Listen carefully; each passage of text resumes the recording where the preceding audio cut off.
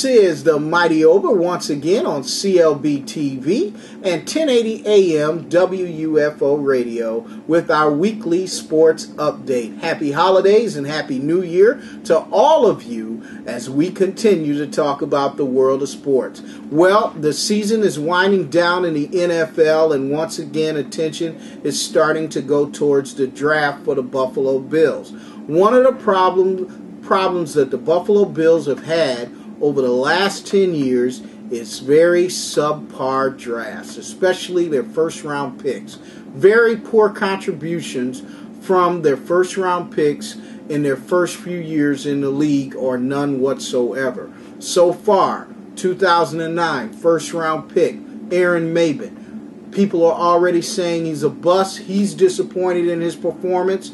We're disappointed in his performance. It's got to get better for the team or for him. He could very well be out of the NFL unless his play improves significantly by next year. One, he's going to have to put on some more weight. He's way too light to try to play defensive end or outside linebacker. He has not learned that position well at all.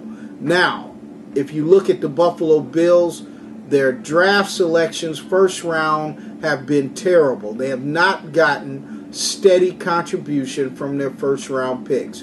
John McCargo, another bust, will not be with the Buffalo Bills. Mike Williams, former offensive tackle for the Buffalo Bills, has been a perennial bust, has not been able to do anything over the last 10 years as far as their first round picks. The Buffalo Bills have hurt themselves when it comes to the draft over the last 10 years. Well, here comes Buddy Nix. Buddy Nix has done a great job in finding talent. If you look at their receiver core towards the end of the year, the only draft choice is their number one receiver right now, which is Stevie Johnson, and he's a 7th round pick.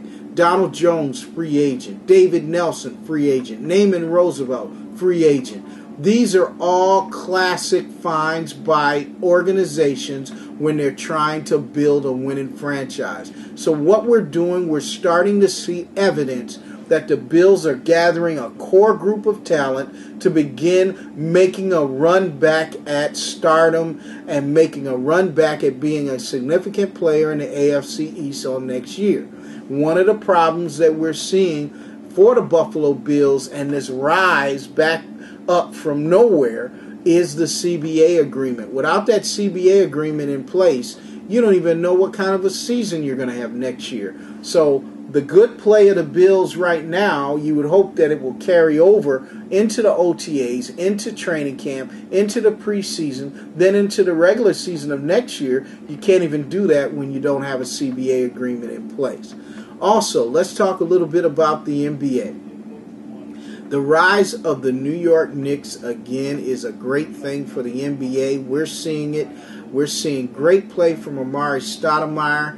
I'm thinking within the next couple of weeks, the deal for Carmelo Anthony will be done. I don't know specifically how many players or what players the Knicks are going to have to give up, but I believe by bringing in an additional scorer of Carmelo Anthony's stature, you will solidify the Knicks as a top-ranked team in the East and making them more competitive than people ever imagined this year. With the rise of Raymond Felton, the improved play of Amari Stoudemire, and then bringing in Carmelo Anthony, I think you're going to see the New York Knicks become a player in the East and challenge the likes of some of the Miamis and the Orlandos. But let me tell you, Orlando hit the bank with the deal that they did by bringing in Hedo Turkoglu, Jason Richardson, and Agent Zero, Gilbert Arenas. That is a great deal, and you got to put kudos out to Otis Smith by raising the bar of competition in the NBA, in the East. The East has become a major player.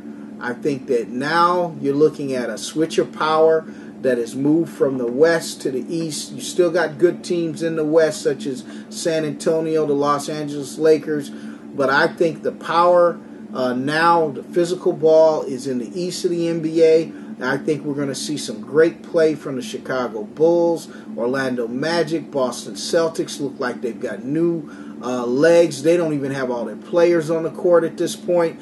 I think we're going to see some very good play out of the NBA as their season takes front and center as we wind down to the end of the NFL. That's all for us here on our weekly sports update. I'm the Mighty OB'a. I hope you'll join me in Dallas as we cover the Super Bowl live from Dallas, February the 3rd to February the 7th. It's going to be a great time down there. Once again, we'll be reporting live from Radio Row. I'm the Mighty OB'a. We'll see you in Dallas in a couple of weeks.